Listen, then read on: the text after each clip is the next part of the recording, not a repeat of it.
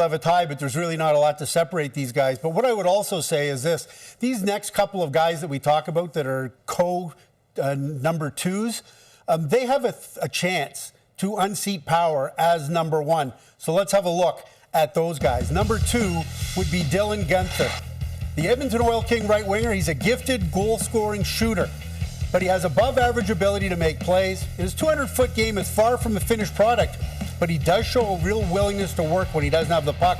He also goes to the hard areas to score his goals. And scouts said that if the team picking number one overall is looking for a forward, it is not a reach to project Guenther at number one overall. He's got that much ability.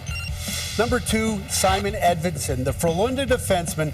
He's very similar to Power in a lot of ways. He's a couple of inches shorter, but he's still a big, rangy, mobile blue liner who's an extremely proficient defender with good puck transporting ability.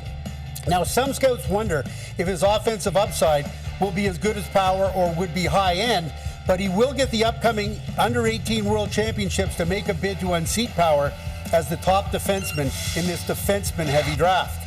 Number four, Matt Beniers. The University of Michigan freshman center also gets mentioned as someone who could challenge Power for number one status. It doesn't hurt that Beniers is probably the only prospect in our top 15 who projects as a legit NHL top two-line center. But positional preferences aside, Beniers has a huge engine that revs high all the time, and he plays a high-energy 200-foot game with sneaky high-end skill. Number five, Luke Hughes.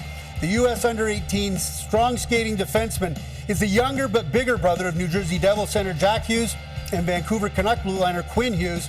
Now, Luke is not as dynamic offensively as Quinn, but he is bigger, and he does have the physical tools to be a better defender, though that part of Luke's game is still very much a work in progress. Should point out Luke had season-ending tendon surgery on his foot. All right, let's recap Bob's game in your opinion.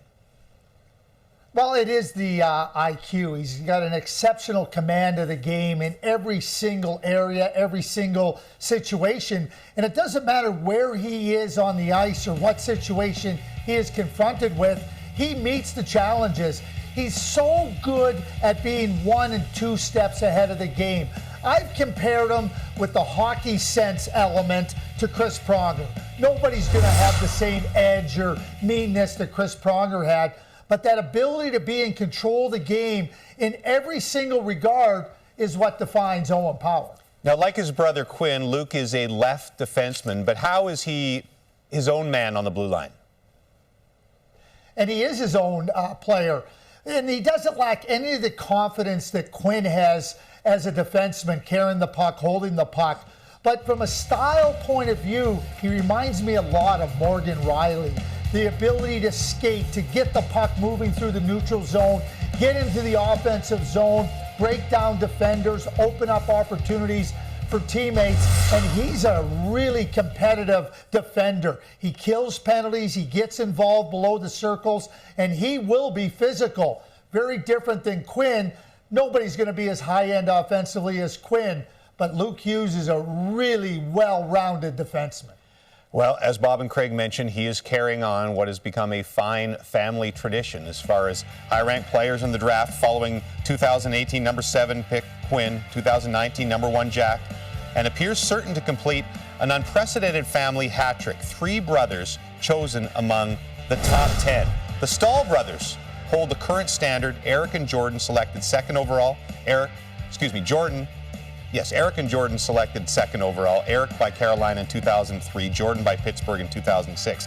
Mark was chosen 12th by the Rangers back in 2000.